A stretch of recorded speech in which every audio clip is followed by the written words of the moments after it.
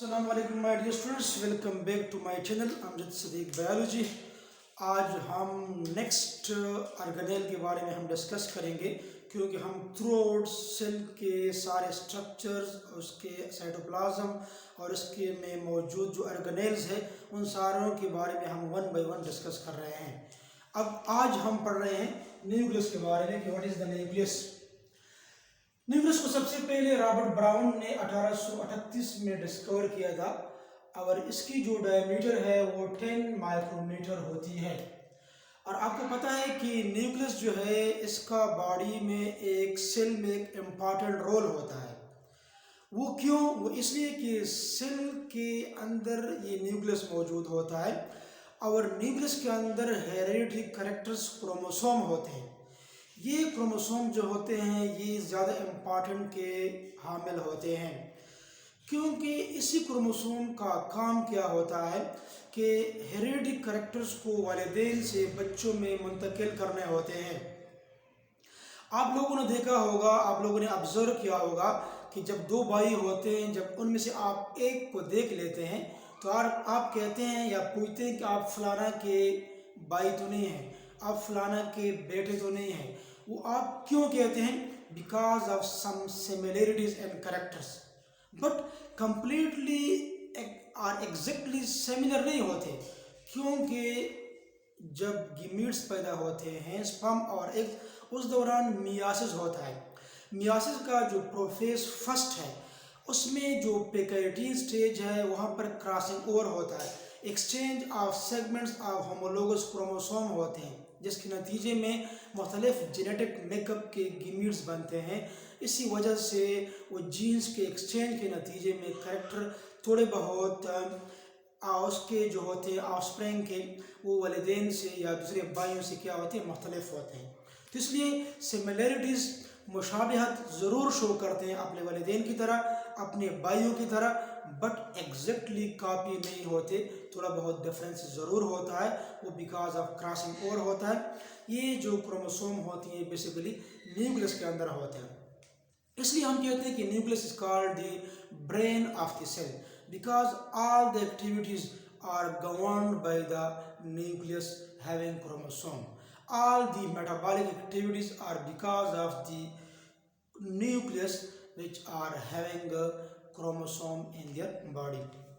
So ये जो nucleus है ये इरेगुलर और स्फेरिकल शेप में पाया जाता है। इस तरह के इधर डायग्राम दिया गया है। और बाद सेल जो होते हैं उसमें सिंगल न्यूक्लियस होता है, उसको फिर हम कहते हैं कि mononucleate. Mono mean single, nucleate mean nucleus, single nucleus. बाद में होते हैं बाइन्यूक्लिएट। अब बाइन्यूक्लिएट बाद में दो न्यूक्लियाई होते हैं। अब जब दो न्यूक्लियाई होते हैं फिर हम कहते हैं कि बाइन्यूक्लिएट कंडीशन। इस तरह के आप लोगों ने पढ़ा है कि पिरामिशियम। अब पिरामिशियम में क्या होता है, माइक्रो न्यूक्लियस भी होता है, मैक्रो न्यूक्लियस भी होता है, दो न्यूक्लियस मौजूद होते हैं तो बाइन्यूक्लिएट कंडीशन होता है। इस तरीके से multi nucleate mean many nuclei, many nucleus. अब फॉर एग्जाम्पल आपके पास फंजाई है, फंजाई में भी मल्टी न्यूक्लिएट कंडीशन पाया जाता है। तो ये डिफरेंट सेल्स में डिफरेंट इसका नंबर होता है। और इसके जो पार्ट्स है, पार्ट इसके मेनली 4 पार्ट्स है। आउटर मोस्ट न्यूक्लियर मेम्ब्रेन होता है, न्यूक्लियोप्लाज्म, न्यूक्लियोलस एंड क्रोमोसोम्स, जो कि ये इस स्ट्रक्चर में दिए गए हैं। फॉर एग्जांपल ये आपके पास न्यूक्लियस का स्ट्रक्चर है, तो न्यूक्लियस का जो स्ट्रक्चर है उसमें अगर आप देखें, ये जो बाहर वाला जो कवरिंग है इसको हम कहते हैं न्यूक्लियर एनवेलप, या इसको हम कहते हैं न्यूक्लियर मेम्ब्रेन। ये जो आपके पास न्यूक्लियर मेम्ब्रेन है या जो न्यूक्लियर कवरिंग है ये डबल मेम्ब्रेन होता है। आउटर मेम्ब्रेन ये रेड में जो शो किया गया है, और ये आपके पास है इनर मेम्ब्रेन जो रेड में आपको शो किया गया है। तो न्यूक्लियस जो होता है ये डबल मेम्ब्रेन स्ट्रक्चर होता है, लाइक माइटोकॉन्ड्रिया एंड क्लोरोप्लास्ट। तो आपके पास जो माइटोकॉन्ड्रिया है, क्लोरोप्लास्ट है, और आपके पास जो न्यूक्लियस है ये डबल मेम्ब्रेन स्ट्रक्चर होते हैं। इस तरह हमने सिंगल मेम्ब्रेन बाउंड स्ट्रक्चर के बारे में बताया था प्रीवियस लेक्चर में। और बाद स्ट्रक्चर आपके पास विदाउट मेम्ब्रेन होते हैं, और वो आपके पास कौन कौन से हैं? आपके पास सेंट्रियोल के बारे में आप लोगों ने पढ़ा था, राइबोसोम के बारे में हम पढ़ चुके हैं। और इसके अलावा अगर आप न्यूक्लियस के अंदर एक बॉडी है इसको हम कहते हैं न्यूक्लियोलस, تو نیوکلیولس جو ہوتا ہے یہ بھی وداؤٹ ممبرین ہوتا ہے. تو 3 اسٹرکچر آپ کے پاس وداؤٹ ممبرین ہے. رائبوسومز آپ کے پاس سینٹریول اور نیوکلس کے اندر ایک ریجن ہے نیوکلیولس, وہ بھی آپ کے پاس وداؤٹ ممبرین ہوتا ہے. تو کچھ اسٹرکچر سنگل ممبرین باؤنڈیڈ, کچھ ڈبل ممبرین باؤنڈیڈ, کچھ بغیر ممبرین کے. تو سب سے پہلے کیا ہے نیوکلیئر ممبرین. تو آپ کے پاس نیوکلیئر ممبرین یا جو نیوکلیئر انویلاپ ہوتا ہے یہ بیسیکلی 2 ممبرین پر مشتمل ہوتا ہے, آؤٹر ممبرین, انر ممبرین, اس طریقے سے. تو یہ آپ کے پاس کیا ہو گیا, آپ کے پاس نیوکلیئر ممبرین ہو گیا. تو نیوکلیئر ممبرین اور نیوکلیئر انویلاپ, آؤٹر ممبرین اس میں ہوتا ہے, ٹھیک ہے. اس میں کیا ہوتا ہے continuous with the endoplasmic reticulum farming rough endoplasmic reticulum.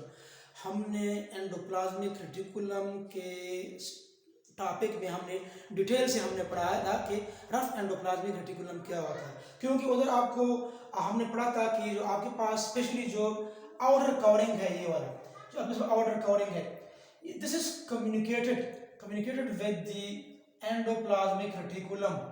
Endoplasmic reticulum اس طریقے سے کیا ہوتا ہے, یہ اس کے ساتھ کمیونیکیٹ ہوا ہوتا ہے. پھر اس طریقے سے پھر کیا ہوتے ہیں, پھر آپ کے پاس اسموتھ اینڈوپلازمک ریٹیکولم ہوتے ہیں. تو یہ اس طریقے سے کیا ہوتا ہے کمیونیکیٹ ہوا ہوتا ہے. یہ آپ کے پاس جو اسٹرکچر میں نے ڈرا کیا یہ بیسیکلی آپ کے پاس کیا ہے, یہ آپ کے پاس اینڈوپلازمک ریٹیکولم ہے. یہ اینڈوپلازمک ریٹیکولم اسی نیوکلیئر انویلاپ کے آؤٹر کورنگ سے یہ بیسیکلی کیا ہوتا ہے, یہ ارائز ہوا ہوتا ہے. اور جو آپ کے پاس انر ممبرین انکلوزز نیوکلیئر کانٹینٹ, اس نے اس کے اندر جتنے بھی کانٹینٹس ہیں یہ سارے نیوکلیولس, کروموسوم, میٹرکس, اس کو اس نے انسرکل کیا ہوا ہوتا ہے. اور یہ جو آپ کے پاس نیوکلیئر انویلاپ ہے it is not continuous because of having pores. With the help of these pores, exchange of material takes place between nucleoplasm and cytoplasm. کیونکہ آپ کے پاس تو پھر کیا ہوتا ہے اس طریقے سے, آپ کے پاس پھر یہ آپ کے پاس فار ایگزامپل آپ کے پاس سیل ہے, ٹھیک ہے. تو سیل کے اندر یہ نیوکلس لوکیٹ ہوا ہوتا ہے. تو یہ سیل کا یہ سیل ممبرین ہے آپ کے پاس, یہ پھر آپ کے پاس اینڈوپلازمک ریٹیکولم, پھر اندر سیل کے اندر آپ کے پاس کیا ہے نیوکلس ہے. اب جو آپ کے پاس یہ جو نیوکلیئر ممبرین اور سیل ممبرین جو ہے یہ آپ کے پاس اس کے درمیان میں جو یہ اسپیس ہے, دس از بیسیکلی کالڈ سائٹوپلازم.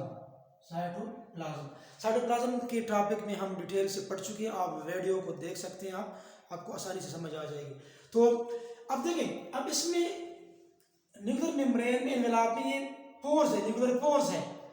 اب یہ ممبرینز کنٹینیوس نہیں ہے سیل ممبرین کی طرح پراپرلی, بٹ اس میں کیا ہے پورز موجود ہے. تو ناٹ کنٹینیوس پورز ہوتے ہیں, اس میں سے ایکسچینج آف مٹیریل ہوتا ہے بٹوین سائٹوپلازم اینڈ نیوکلیوپلازم. یہ آپ کے پاس یہ جو گرین میں نے شو کیا یہ نیوکلیوپلازم, اس میں سائٹوپلازم اور نیوکلیوپلازم کے درمیان ایکسچینج ہوتا ہے. مختلف قسم کے مٹیریلز کے ڈی این اے سے میسنجر آر این اے بنتے ہیں تو پھر سائٹوپلازم میں آتے ہیں. سیکنڈ پارٹ جو آپ کے پاس نیوکلیوپلازم ہے. نیوکلیوپلازم is the liquid area, the aquatic area or the matrix which is enclosed by the double membrane structure. اب یہ کیا ہوتا ہے, یہ colloidal mixture of both organic and inorganic salt and ion. یہ colloidal ہوتا ہے, اس میں کچھ soluble چیزیں ہوتی ہیں, کچھ non soluble ہوتی ہے, suspended form میں موجود ہوتے ہیں. تو colloidal solution اس کو ہم colloidal mixture کہتے ہیں, اس میں organic بھی شامل ہے, inorganic ions وغیرہ بھی شامل ہیں. اور یہ جو آپ کے پاس نیوکلیوپلازم ہے اس میں نیوکلیو پروٹین سسپینڈڈ ہوتا ہے. نیوکلیو پروٹین ہم یوکریوٹک آرگینزم جو ہوتے ہیں اس کا جو کروموسوم ہوتا ہے یہ ڈی این اے اور ہسٹون پروٹین پر مشتمل ہوتا ہے. کس کا؟ یوکریوٹک کروموسوم. اب جو پروکریوٹک کروموسوم ہوتا ہے بیکٹیریا میں, پروکریوٹک سیل میں, ادھر کروموسوم صرف اور صرف ڈی این اے پر مشتمل ہوتا ہے. M C Qs point of view سے امپارٹنٹ ہے. پروکریوٹک میں صرف ڈی این اے, یوکریوٹک کروموسوم میں ڈی این اے پلس ہسٹون پروٹین پر یہ مشتمل ہوتا ہے. اب یہ جو ڈی این اے اور ہسٹون پروٹین اس کو ہم کہتے ہیں نیوکلیو پروٹین, کیونکہ نیوکلیو کا مطلب کیا ہو گیا ہے, نیوکلیو مین نیوکلیک ایسڈ مین ڈی این اے, ادھر ڈی این اے موجود ہے, اور پروٹین تو اس میں ہسٹون پروٹین پائے جاتے ہیں, یہ میٹرکس میں پائے جاتے ہیں. Nucleoplasm is a storage place for enzymes, raw materials for DNA replication and RNA synthesis. کہ مختلف قسم کے انزائم ریکوائرڈ ہوتے ہیں کسی بھی فنکشن کے لیے، ڈی این اے کی ریپلیکیشن، آر این اے کی سنتھیسس فار پروٹین، یہ سارے جو ہوتی ہیں نیوکلیوپلازم کے اندر پائے جاتے ہیں اور ادھر یہ اپنے اپنے فنکشن پرفارم کرتے ہیں۔ پھر اس کے بعد ہم تھرڈ پارٹ نیوکلیولس کی طرف آتے ہیں۔ نیوکلیولس یہ آپ کے پاس جو پایا جائے، یہ گرین مارکر سے میں نے شو کیا ادھر، یہ بیسیکلی آپ کے پاس کیا ہے، نیوکلیولس ریجن ہے۔ یہ نیوکلیولس کیا ہوتا ہے؟ یہ ڈارکلی اسٹینڈ باڈی ہوتا ہے، یہ بھی نان میمبرینس ہوتا ہے، لائک جیسا کہ رائبوسوم ہے یا آپ کے پاس جو ہے سینٹریولز ہے۔ ون آر مور نیوکلیائی، نیوکلیولس کی جو پلورل ہے، جمع ہے، وہ نیوکلیائی ہے، تو یہ ایک بھی ہو سکتے ہیں اور ایک سے زیادہ بھی ہو سکتے ہیں۔ اور یہ جو آپ کے پاس نیوکلیولس ہے، ادھر میں نے شو کیا ہے باقی ڈیٹیل۔ نیوکلیولس دو ریجن پر، اس میں دو ریجن پائے جاتے ہیں، ایک ہوتا ہے سینٹرل فائبریلر ریجن، جو کیا کرتا ہے ڈی این اے اور رائبوسومل آر این اے بناتے ہیں اور اسٹور کرتے ہیں یا پھر بناتے ہیں۔ اور اسی نیوکلیولس کا جو دوسرا ریجن ہے وہ کیا ہے؟ Peripheral granular area. پیریفرل مین پیریفری سائڈ، جو آؤٹر موسٹ کورنگ ہے، اس کو ہم پیریفرل ایریا، جو ریڈ ڈاٹ سے یہ گرینولر دانے دار ہوتا ہے۔ اندر والا سینٹرل فائبریلر، یہ فائبرز کی فارم میں جو گرین میں شو کیا گیا ہے، فائبرز فارم میں موجود ہے۔ تو نیوکلیولس میں دو ریجن ہوتے ہیں، آؤٹر پیریفرل گرینولر ایریا جو کیا کرتا ہے رائبوسومل سب یونٹس کو بناتے ہیں، larger sub unit of رائبوسوم، smaller sub unit of رائبوسوم، جو ہم رائبوسوم کے ٹاپک میں ہم ڈیٹیل سے ڈسکس کر چکے ہیں، آپ اسی ویڈیو کو دیکھ سکتے ہیں۔ تو یہ دو ریجن جو ہے یہ نیوکلیولس کے ہیں۔ اب اس کے بعد آپ کے پاس لاسٹ پارٹ جو کروموسومز ہیں۔ کروموسومز کو سب سے پہلے والڈائر نے 1876 میں ڈسکور کیا تھا۔ اب کروموسوم کا اگر آپ دیکھیں، یہ بیسیکلی آپ کے پاس کرومو مینز دو الفاظ سے بنا ہے، chromo means colour, Soma main body, chromosome are the colour bodies, but actually chromosome colour bodies نہیں ہے۔ لیٹرلی ہم کہتے ہیں کہ یہ کیا ہے؟ یہ کلر باڈیز ہے، but actually chromosome are not colour body. یہ کروموسوم کو کلر باڈی کا نام کیوں دیا گیا تھا؟ یہ at the time of Discovery دیا گیا تھا، جب سب سے پہلے کروموسوم کو ڈسکور کر رہے تھے تو اس وقت سیل کو سٹین کیا گیا تھا، اس پر کلر لگایا تھا۔ جب کلر لگا لیا تو سیل کے اندر نیوکلیس میں موجود کروموسوم نے، کرومیٹین میٹیریل نے اسی کلر کو، ڈائی کو ایبزارب کیا تھا۔ جب اس کو مائکروسکوپ میں دیکھا تو مائکروسکوپ میں اس کو کلر باڈی نظر آ گئے، کلر تھریڈ لائے اسٹرکچر نظر آ گئے، اسی تھریڈ لائے اسٹرکچر جو کہ کلر نظر آ رہے تھے، اسی وقت اس کو کروموسوم کا نام دیا۔ تو یہ نام اس ڈسکوری کے وقت سے چلتا آ رہا ہے، بٹ بیسیکلی کروموسوم جو ہوتے ہیں یہ ٹرانسپیرنٹ باڈیز ہوتے ہیں۔ اسٹیننگ کی ٹیکنیک بھی ہم اسی چیپٹر میں ہم پڑھ چکے ہیں، پراپر ٹاپک ہے اسٹیننگ پر، وہ بھی آپ دیکھ سکتے ہیں۔ تو سب سے پہلے والڈائر نے 1876 میں کروموسوم کو ڈسکور کیا تھا۔ اب آپ کے پاس جو کروموسوم ہوتے ہیں، یہ آپ کے پاس سیل کا جو انٹرفیس سٹیج ہے، انٹرفیس سٹیپ کیا ہوتا ہے؟ یہ نان ڈیوائڈنگ اور ریسٹنگ سٹیج اس کو کہا جاتا ہے۔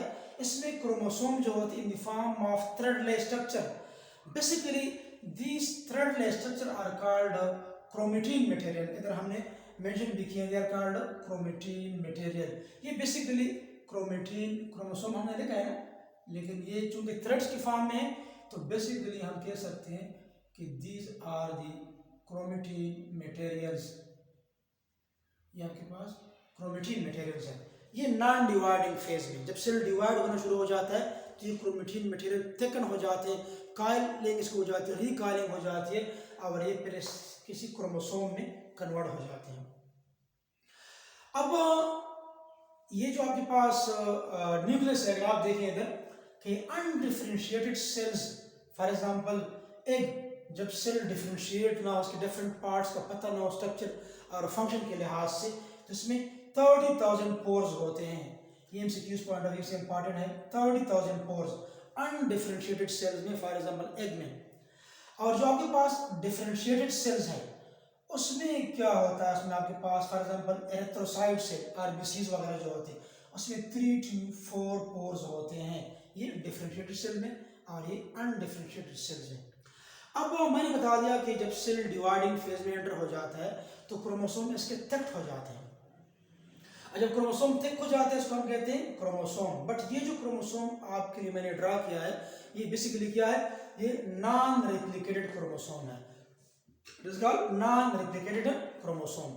बट इसी क्रोमोसोम की बाद में रेप्लिकेशन डुप्लीकेशन हो जाती है, तो इसको फिर हम कहते हैं रेप्लिकेटेड और डुप्लीकेटेड क्रोमोसोम।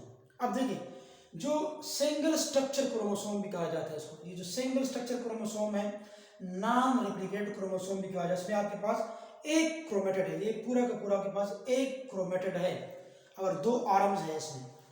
ये जो आर्म्स है ये बेसिकली सेंट्रल पॉइंट जो रेड में आपको नजर आ रहा है हम सेंट्रोमेयर कहते हैं। सेंट्रोमेयर की मदद से ये आर्म्स आपस में जुड़े हुए होते हैं, इसको हम कहते हैं क्रोमेटिड। और इसी सेंट्रोमेयर के बाहर एक प्रोटीनेशियस कवरिंग होती है, इसी प्रोटीनेशियस कवरिंग को काइनेटोकोर कहा जाता है, ठीक है। फिर जब माइटोसिस, आप इससे पहले एक लेक्चर माइटोसिस पर भी मेरे चैनल पर मौजूद है, आप उसको भी देख सकते हो। वहाँ पर इसी सिंगल स्ट्रक्चर क्रोमोसोम और इसी double structure chromosome means non replicated और रेप्लिकेटेड क्रोमोसोम के बारे में डिटेल मौजूद है। आप माइटोसिस के टॉपिक को आप डिटेल से आप चेक कर सकते हैं और सेल साइकिल को भी आप चेक कर सकते हैं। जब इसी क्रोमोसोम की कॉपी बन जाती है तो ये दो जो आपके पास बन जाते हैं बेसिकली क्रोमोसोम, ये आपस में क्या they are called sister chromatids, they are called sister chromatids. अब रेप्लिकेट क्रोमोसोम में आपके पास दो क्रोमैटिड्स है, एक आपके पास ये वाला क्रोमैटिड है, एक आपके पास ये वाला क्रोमैटिड है, और आपके पास नॉन रेप्लिकेट में एक सिंगल क्रोमैटिड मौजूद है। ये सिस्टर क्रोमैटिड इसलिए है कि इसमें जो जीन्स पाए जाते हैं ये बिल्कुल इसके फोटोकॉपी होती है। आपको पता है कि क्रोमोसोम पर क्या पाए जाते हैं, जीन्स। फॉर एग्जाम्पल ये जीन्स है जो लीनियर अलाइनमेंट में पाए जाते हैं, जैसे जीन्स। अब जीन्स क्रोमोसोम पर किधर लोकेट होते हैं, लोकस पर। क्रोमोसोम पर जीन जिस पॉइंट पर पाए जाते हैं that point is called locus. Locus का प्लूरल क्या है, लोसाई। लोसाई से क्या इसका प्लूरल है। तो हर एक करेक्टर के लिए बॉडी में क्या होता है, एक जीन होता है। अब आई साइड के लिए अपना जीन है, हेयरिंग के लिए अपना जीन है, हेयर्स के लिए अपना जीन है, स्किन के कलर के लिए अपना अपना जीन है। तो ये जो आपके पास क्रोमोसोम्स है इसका बॉडी में एक इम्पॉर्टेंट रोल होता है, बेसिकली करेक्टर को ट्रांसमिट करते हैं पेरेंट्स से उसके बच्चों में। अब ये डिफरेंट ऑर्गेनिज्म के नाम दिए गए हैं। फॉर एग्जांपल के तौर पर इसमें आपको डिप्लॉइड नंबर भी दिया गया है, हैप्लॉइड नंबर भी दिया गया है। अब डिप्लॉइड नंबर मीन सेल के अंदर जो फुल क्रोमोसोम होते हैं, हैप्लॉइड मीन सेल के अंदर जो हाफ क्रोमोसोम होते हैं। वो हाफ क्रोमोसोम कब होते हैं, वो गीमीट्स में होते हैं। ड्यूरिंग रिप्रोडक्शन जब आपकी बॉडी में गीमीट्स बनते हैं, और गीमीट्स में नंबर ऑफ क्रोमोसोम क्या होते हैं, उधर हाफ होते हैं। तो देखिए मेन में 46 क्रोमोसोम होते हैं, डिप्लॉइड है 2n, इसको हम कहते हैं 2n, इधर मैं लिख सकता हूँ 2n। और थ्राइस पेयर्स ये आपके पास n है, n जो है ये हैप्लॉइड नंबर को रिप्रेजेंट कर रहा है। चिंपैंजी में 48 क्रोमोसोम है, 24 पेयर्स में हैप्लॉइड फॉर्म है। ओनियन में 16 क्रोमोसोम है, 8 पेयर, ये हैप्लॉइड नंबर है। गार्डन पी में 14 क्रोमोसोम है, 7 पेयर्स, ये हैप्लॉइड फॉर्म है। फ्रॉग में 26 क्रोमोसोम है, 13 पेयर्स। ड्रासोफिला में 8 क्रोमोसोम है, 4 पेयर्स में। पोटैटो में 48 क्रोमोसोम है, 24 पेयर्स में। और पिजन में 80 क्रोमोसोम है, ये 40 पेयर इसके पाए जाती है। गिमीट्स में फिर इसके पेयर क्या हो जाते हैं, हाफ हो जाते हैं। तो इसलिए हम गिमीट्स को कहते हैं this acts as a vehicle. इस तरह की गाड़ी में आप सामान को एक जगह से दूसरी जगह तक ट्रांसफ़र करते हैं, तो एग्जैक्टली गिमीट्स जो होते हैं ये भी करैक्टर को वालिदैन से बच्चों में मुंतकिल करते हैं। अगर कोई आपसे पूछे what is gamete, so you can define a haploid reproductive cell is called gamete. So that was all about the nucleus. उम्मीद है आपको समझ आया होगा। अगर फिर भी आपको कहीं पर मसला हो तो आप कमेंट बॉक्स में पूछ सकते हैं। अगर आपको मेरा ये वीडियो लेक्चर पसंद आया हो तो फिर ज़रूर मेरे चैनल को सब्सक्राइब करें और बेल आइकन को प्रेस कर लें ताकि हर नई वीडियो आप तक पहुंच सके उसकी नोटिफिकेशन। और हमें अपने दुआ में ज़रूर याद रखें। अल्लाह हाफ़िज़।